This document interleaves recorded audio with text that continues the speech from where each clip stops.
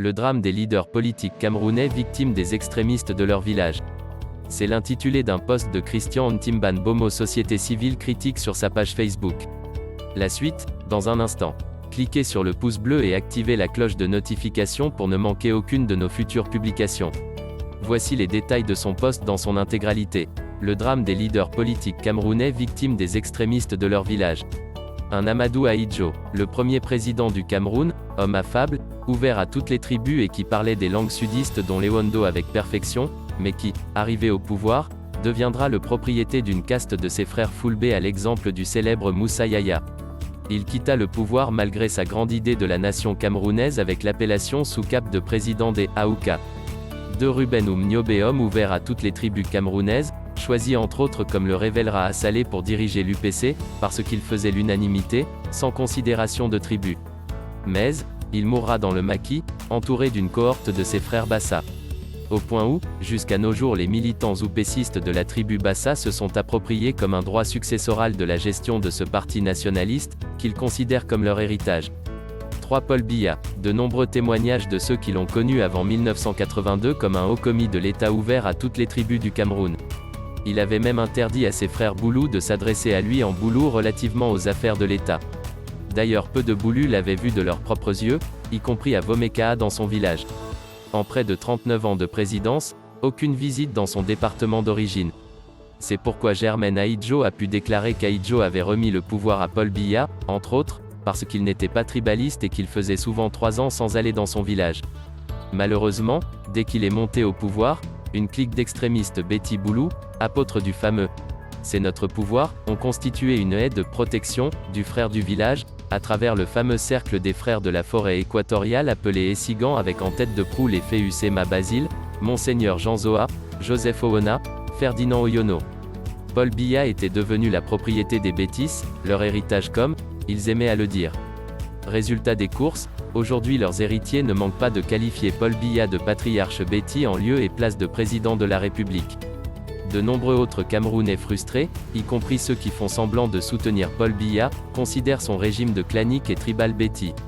Il quittera certainement le pouvoir, malgré lui, avec cette image de président tribaliste à cause de ces extrémistes Betty Boulou qui l'ont cadenassé et parce qu'il n'aura pas su les contenir. 3 Kamto Maurice. Ce leader politique a toujours eu le discours fédérateur en politique. Ses discours lors de la campagne présidentielle, à la Cour constitutionnelle, malgré les déformations qu'a voulu leur conférer Grégoire Owona du RDPC, en sont une forte illustration. Il a dit qu'il considérait sa naissance comme enfant Bamileke comme un cas fortuit de la nature.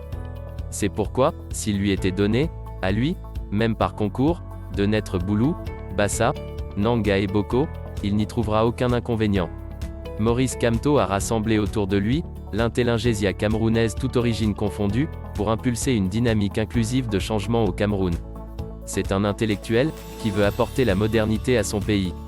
Il est reconnu par les siens, comme détaché des traditions et des pesanteurs tribales. Aux législatives et municipales, en 2013, son parti le MRC, dans une démarche nationale, fera des percées remarquables dans plusieurs régions du Cameroun autres que sa région d'origine de l'Ouest, dans la Leki et plusieurs arrondissements de Yaoundé et Douala.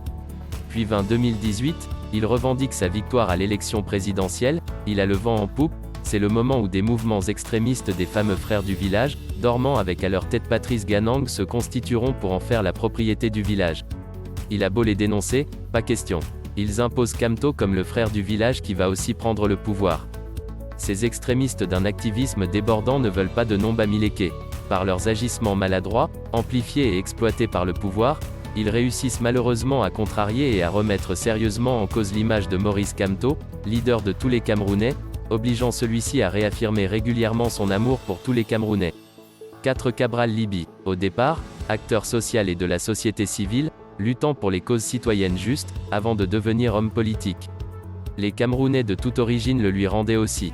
Il n'a pas de tribu. Pour l'avoir côtoyé, jamais, je ne l'ai entendu parler Bassa, sa langue d'origine. Ses plus proches collaborateurs et soutiens les plus affichés étaient de l'Ouest, du Grand Nord, du Centre-Sud Betty Boulou, Est littoral. On peut les citer, Olson Bao des Bambuto, Merik Tandja, Toukour Gandhi, Ousmane Bapetel, Prosper Kouvondo, Salamatou Djar, Eko, Sadji Fail. Cabral devenu ce grand leader, déclaré 3e à l'élection présidentielle, un vox d'un de ses frères extrémistes du village du nom de Gos va circuler de façon virale sur Internet, WhatsApp. Cet homme grossièrement tribaliste rappellera qu'il a demandé à son frère, Cabral, de se méfier des Bamilékés. Très furieux, Cabral fera une sortie pour dénoncer et condamner ce discours. C'était sans compter sur la puissance de ces autres structures dormantes du village. De plus en plus de jeunes Bassa des réseaux sociaux en ont fait le leader du village. Des forums Bassa sur Facebook en ont fait le frère du village à qui Paul Biya donnera le pouvoir. En réaction aux attaques souvent vulgaires et condamnables sur la personne de Cabral Libi, ils vont répondre par des insultes et stigmatisations de la tribu Bamiléké. Aujourd'hui, malgré son envie de détachement, les extrémistes du village ont réussi à faire passer Cabral comme un anti-Bamiléké et plus grave, de nombreux jeunes Bamilékés qui suivaient Cabral ont quitté la barque, victimes de propos de haine anti-Bamiléké des frères extrémistes du village. Au vu de ce qui précède, il en va de la responsabilité de tout leader politique qui aspire à incarner la nation camerounaise de demain, de prendre ce problème des frères extrémistes du village comme une véritable préoccupation. Leurs actions sont nocives et néfastes pour le débat politique éclairé dans notre pays. Réaction des internautes. Aimé, un bonbon pasteur qui s'érige en justicier connaisseur de tout, donneur de leçons à tous. Décryptage à 2 balles, le Cameroun est devenu un cirque où tout le monde joue les équilibristes. Cyril, main pasteur, votre masque est tombé. Nous savons désormais vos idées profondes, seuls les idiots peuvent encore croire en vous.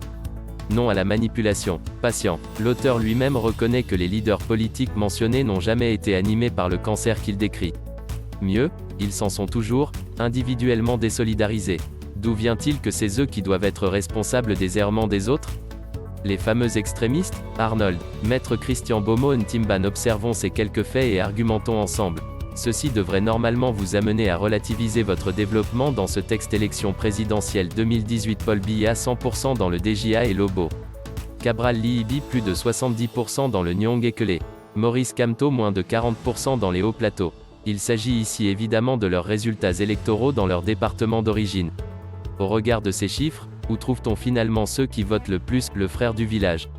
La vie politique se fait d'abord sur le terrain avant de se transposer dans les médias, y compris les réseaux sociaux. Eric, belle vision maître, ça reste un fléau pour la politique camerounaise, la gouvernance. Dès que le frère du village atteint certains sommets, il devient immédiatement la propriété privée du quartier, de l'arrondissement, du département et de la région de leur leader. Par conséquent, ils mettent autour de ce dernier une barrière infranchissable, sauf leur lobbyiste peut avoir le privilège de rencontrer monsieur au sommet. Blaise, merci maître. Si Kamto et Cabral pouvaient se mettre ensemble vraiment, ils auront 2 jours pour finir avec le tribalisme, mais comme le régime a bien infiltré l'opposition, ça reste ici un rêve utopique. Aristide, ce sont les gens comme lui qui cultivent ces extrémismes, car ce n'est que cela qu'il a dans sa bouche, jusqu'à vouloir démontrer comment son village, le DJA et Lobo, est supérieur à tout le littoral et à toutes les 3 régions du septentrion. Anne, ce que vous, extrémistes du village, ça existe dans toutes les démocraties, ça s'appelle la base politique, c'est la région de base du parti. La différence c'est qu'au Camer, ça coïncide avec le village. Le problème ne se trouve pas là. Le problème c'est l'absence de démocratie, du non-respect de la voix du peuple via les urnes. Antoine, je suis toujours surpris par les analyses de Ntimban qu'il épouse et cadre et porte-parole du parti PCRN. Je crois qu'il doit d'abord consulter son épouse avant de prendre certaines positions au risque de devenir de plus en plus ridicule. Veuillez prendre 3 secondes pour liker la vidéo et la partager.